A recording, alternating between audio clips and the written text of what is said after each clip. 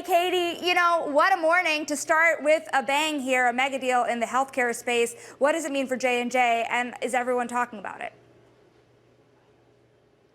Yeah, there is a ton of news out already. Of course, J&J kicking us off with a bang. Bloomberg reported this news yesterday. The company's confirmed it this morning. So let's go through some of the details here. Like you mentioned, largest biotech deal in over a year. So $14.6 billion is the price tag. That works out to about 100 outcome for Intracellular there. It was interesting to see Johnson & Johnson a little bit higher as well. And their read of that is that basically it's tough to criticize J&J here for the price tag. This is a revenue-generating asset in an area that this company knows very well. So J&J clearly going on the offense when it comes to deal making. Remember, they bought Shockwave back in April as well.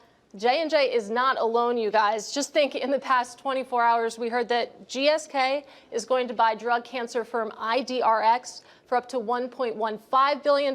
You have Biogen out with a takeover deal for Sage. And just in the last hour or so, we learned that Eli Lilly is going to buy Scorpion Therapeutics' breast cancer program for up to $2.5 billion.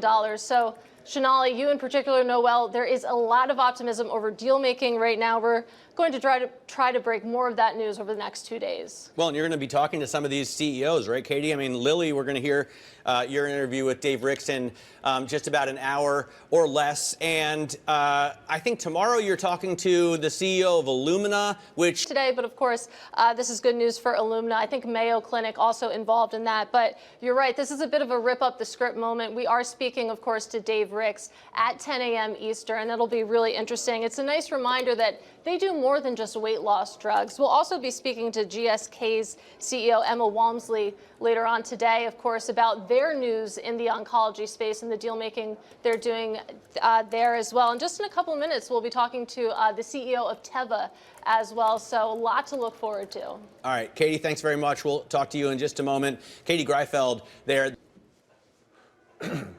All right, thank you, Matt. I am here with Teva Pharmaceuticals CEO Richard Francis joining me right now. Nice to see you in person.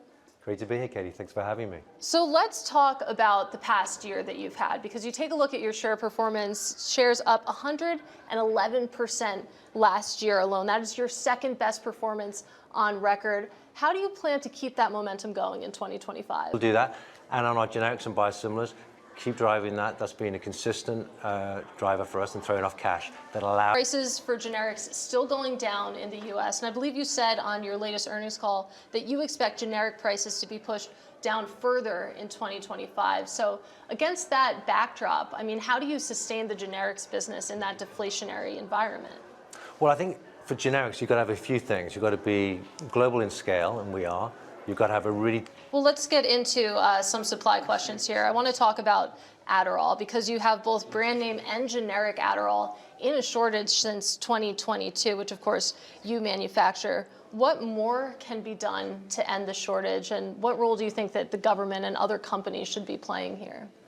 Two questions there, I guess. Do you expect that, that ceiling on what you can make to move higher? And then what is your opinion? Do you think that this is an issue of supply or overprescription? It's a big question when it comes to overprescribing that I won't ask you that particularly, but I do want to talk about GLP-1s, because you came out with your first generic GLP-1 drug. It's a copy of one of Novo Nordisk's lineup. What are your plans for selling generics of the more popular GLP-1s that are out there? So we plan to do it. So we have that one, Victoza. Well, to that point of capital allocation, let's talk about the M&A outlook here, because we're at the JP Morgan Healthcare Conference. We are being hit over the head with deal announcements, and you're expected to see a more friendly regulatory environment, at least in the United States, under the second Trump administration. What is your strategy when it comes to M&A right now? Yes. All right, well, that's a good place to leave it. Richard, really appreciate you taking the time. Thanks, Katie. Pleasure to be here.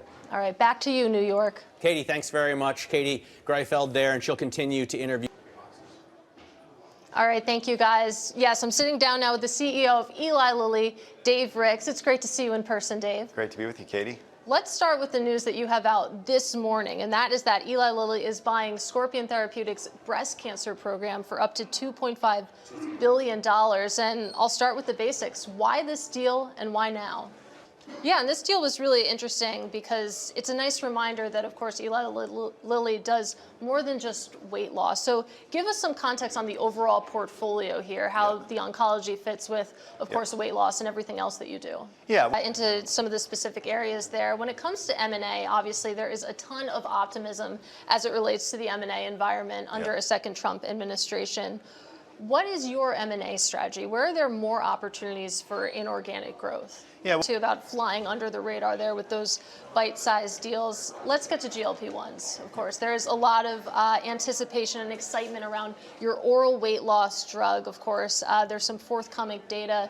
And if that trial in particular is successful, how long do you think it would take to get approval here? And I know my co-anchor in New York, Matt Miller, is listening very closely right now. He would tell you himself he'd like to get in one of these trials. But when we get... Have him call me. Yeah. Well, when we get to the approval stage, I mean, what do you see as the dynamic between the oral medications and the injectables? How much of the market do you see the orals potentially taking? Well, let's talk a little bit more about pricing here. And I know that it's early, you're still in trials, but if approved, would you expect that the orals would be priced cheaper than Zepbound on the pricing? Yeah. But well, I'll come back on your show and we'll talk about it. Yeah. I will follow up with you on that. But let's talk a little bit about politics here. And of course, the incoming president, Donald Trump, you met with him recently. When it comes to the new administration, what sort of pricing policies are you potentially anticipating there?